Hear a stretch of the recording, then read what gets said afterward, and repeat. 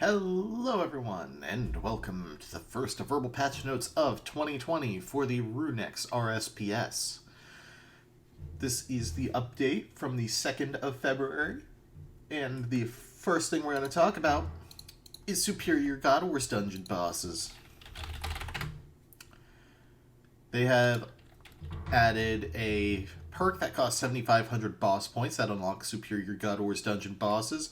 So, if we look at Grardor, drops Org Bones, of course, 750k to 7 mil cash always, and always 5 to 15 Elder Shards of Bandos, which can be combined into an Orb of Bando, or an Elder Orb of Bandos, which we'll talk about that in a moment. 1 in 50 for another 100 to 150. Ecumenical Key at 1 in 3, Godsword Shards, Grardor Uniques in general, at 1 in 5. Grand Crest Piece 1 at 1 in 12, as well as the Elder Orb of Bandos in the Superior Grardor pet. The Elder Orb of Bandos can be used to upgrade the Bandos Chestplate, Bandos Tassets, and Bandos Boots into the Elder Bandos set, which just has significantly better stats. The stats are in the forum post, so I'm not going to show that off. I don't feel any. You can take 1,000 shards of Armadillo to make the Elder Orb, as well as have the very low chance of getting the orb itself. Let's see. Armadillo, same thing. GCP1. Krill Sutaroth, same thing. And Commander Ziliana, same thing. There are new weapons, though. You can use the Elder Orb of Zamorak to make the Elder Zamarakian Spear, which works as a Hosta and has a 1 in 4 chance to cast fire on your opponent and deal 1 to 15 magic damage. It has 125 stab attack, surprising amount of defense bonuses considering it's a one-handed weapon, and 1 in 5 strength, as well as 4 prayer. I'm not sure why it's the spear and not a hosta, since it works as a hosta. I think I'm gonna ask Ryan if it's possible to use it on a hosta instead. There's also the Elder Staff of the Dead, which has a 1 in 4 chance to weaken your opponent's defense by 10% of the hit's damage. Has 25 magic attack, 3 prayer, and 15% magic damage, which I think that's actually the most you get from a weapon. There might be a 20% weapon. I'm not sure about the Kodai. Let's see, Kriara, you can get the Elder Armadillo equipment, which totals up to 88 range and 7 range strength, and of course it works with the Ring of Law, so it's a best in sought Ring of Law set. Ziliana, you can get the Elder Saradomin Sword, which has a similar 1 to 15 magic damage effect, but it's lightning. 123 slash accuracy, 123 strength for prayer bonus. Elder Armadillo Crossbow is 150 range bonus, 1 in 4 chance to send a tornado at your opponent for 1 to 15 damage, 15 range strength for prayer, and the good old Max Guild has actually been expanded upon. I can't do that yet because you need either 200 mil all, Grand Max Cape, or Completionist Cape. But let's see, is it going to be... Yeah, the Sacred Dungeon. Accessible to warriors of exceptional talents. Only those who have earned 200 mil max or a Grand Max Cape or earned a Comp Cape can do so. So that's going to take a long time for the series. But let's talk about the monsters within. First of all, we have the Amethyst Golem, which has a chance to drop a ton of noted ores, as well as a 1 in 100 chance for 1 to 3 ancient shards. It also costs 100 ancient shards to unlock the Sacred Dungeon, by the way, so that's a long grind in itself. There's a Sacred Titan, who drops cash, flasks, herbs, but better herbs than the other Titan, Mahogany logs. You can farm anglerfish outside of raids now. Alkables, dragon gauntlets, which are rune coins. Wings of recoil and wealth, amethysts, flask potions. Wow, that's a 50 rune coin drop at 1 in 20. Amethyst bolts and arrows, as well as sacred tokens. The Nate is not face guard, increased melee max hit by +1, as well as having pretty good stats. We'll talk about the Grand Titan key in a moment. That's not what that's supposed to be. That tooltip is wrong. And the Sacred Titan pet. And then we also have the Grand Titan, the boss. So he drops rune coin stuff, grimy fell stalks, always drops about 1 mil, task bottles, sacks of riches, 5 sacred tokens at once, face guard, grand crest pieces, and the Grand Titan pet, which actually does have the right tooltip. Next, if we go over to the where's the inventor's shop? Master Miner. Oh, I guess the inventor is a table. You can pay 1 bill for a Cape of Myths. In perks has a 200 mil max cape. Regular Cape of Myths. Oh, that's the imbued one. Regular Cape of Myths gives the same perks as standard ones. Right, so there are some brand new blueprints in here. Sandfube flasks, Ultimate Combat flasks, Amethyst Cannonball blueprint, Arclight Eye, which is plus 10 damage over the regular Arclight, but it costs 5 Arclights in the Cape of Myths Eye. Let's see. If we talk to the Guildmaster, can I have a Cape of Myths? Only formidable warriors like yourself are worthy of one. Here you are, my friend. This cape gives all the benefits of a max cape and a plus 3% left bonus for Supreme mode. That you get a different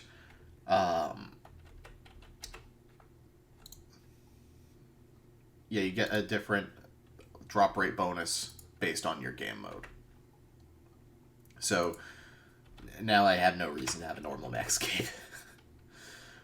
And let's go ahead and pull out some cash. Because, oh, you can also get amethyst, kite shields, boots, and gloves via the crafting system there. Let's go home in build mode. Because,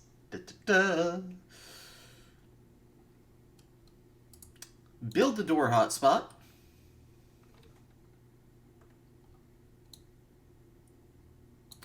Menagerie, level 37. Boom! We have a menagerie now. Heck yeah! Finally!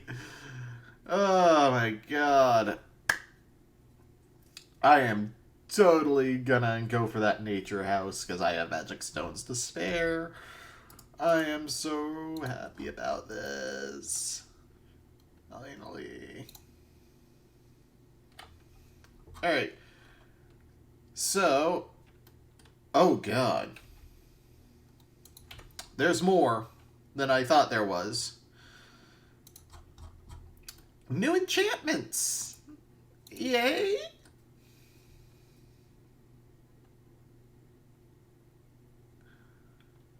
Let's see, where is this one at? Enchanted God Capes. Cape imbued, 500 rune coins, 100 mil cash.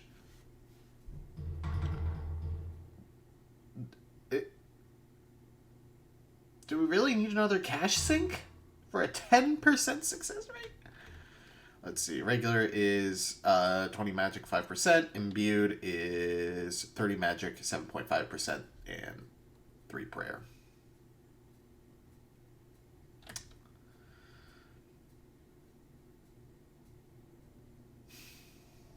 Granted, it doesn't matter which one you get because it does let you switch between them, but still, like, come on.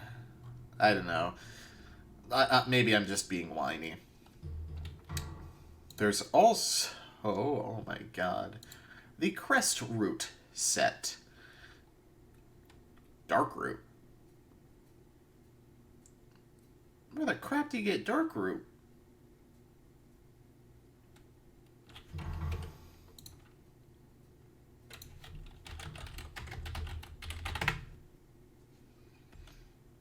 What? Hang on.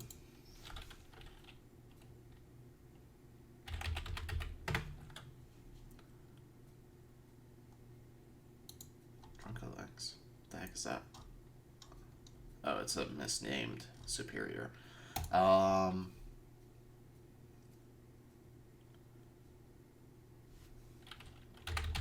Is it the superior Hydra thing?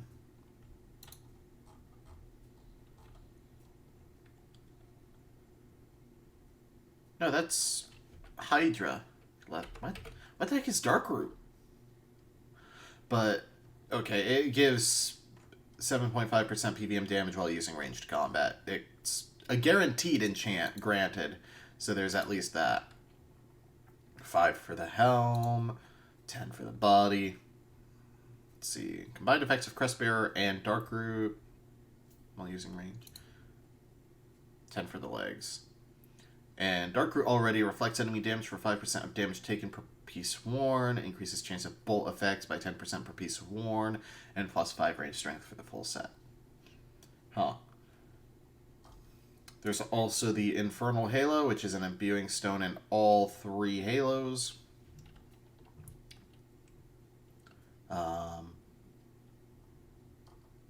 Which, okay, that's actually some pretty good stat.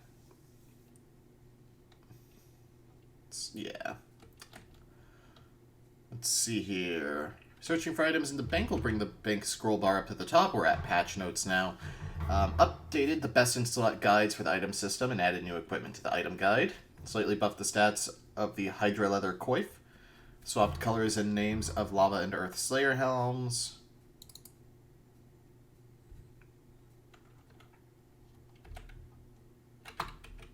Huh?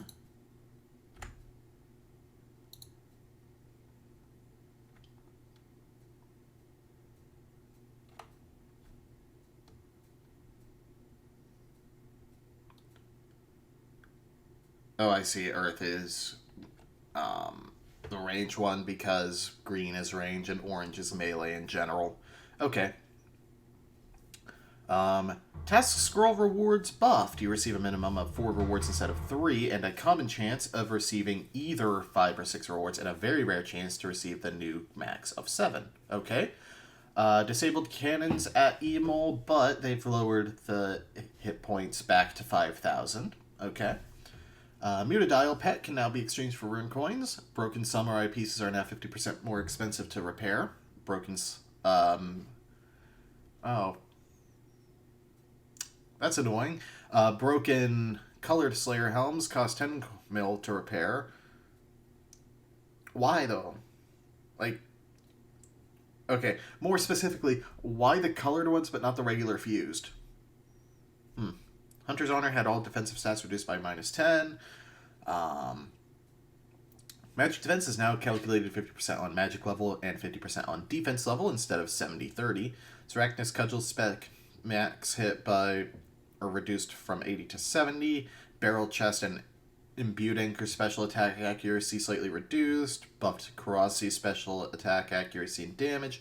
Buffed Dragon Claw spec accuracy and damage. Buffed AGS spec accuracy and damage. Karamcha Gloves effect reduced in PvP only, not in PvM. Okay, so like the you get extra damage effects are lessened for PvP. That makes sense. Cadet Crossbow Imbued max hit capped in PvP. Fixed to bow or crossbows were able to hit 100 plus when using Addy crossbow or lower. What? Huh. And some bug fixes. So, I'm cool with the superior God Wars dungeon bosses, even if one I haven't dumped my points yet, but even if it's a really expensive perk, I mean,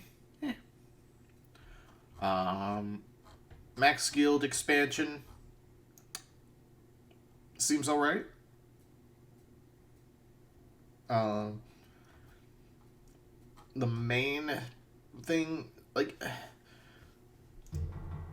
my thing about headgear in this game is that the fused and colored Slayer helms have made it so that it's really almost never worth using other headgear unless you have a specific setup, like a Ring of Law setup. So it's hard to be excited about the face guard, but honestly, Cape of Myths imbued, pretty cool. Arclight imbued, very grindy to get, but pretty cool. Amethyst Cannonball, grindy to get, but pretty cool. Grand Titan, more ways to get sacred tokens and grand crests, pretty cool. Menagerie, oh my god, yes, finally. Saves so much bank space. Enchanted God Capes, maybe I just don't see the purpose, personally.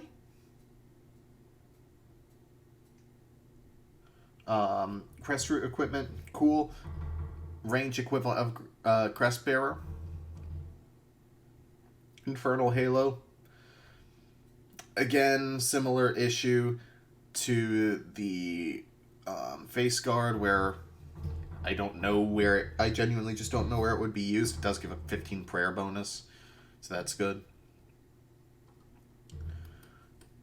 But yeah, it's a good update. There is nothing I'm actually going to complain about. I just don't understand, like, the need for, another cache sync for the capes, when I wonder if they're going to add max capes for the imbued or super imbued or enchanted or whatever god capes.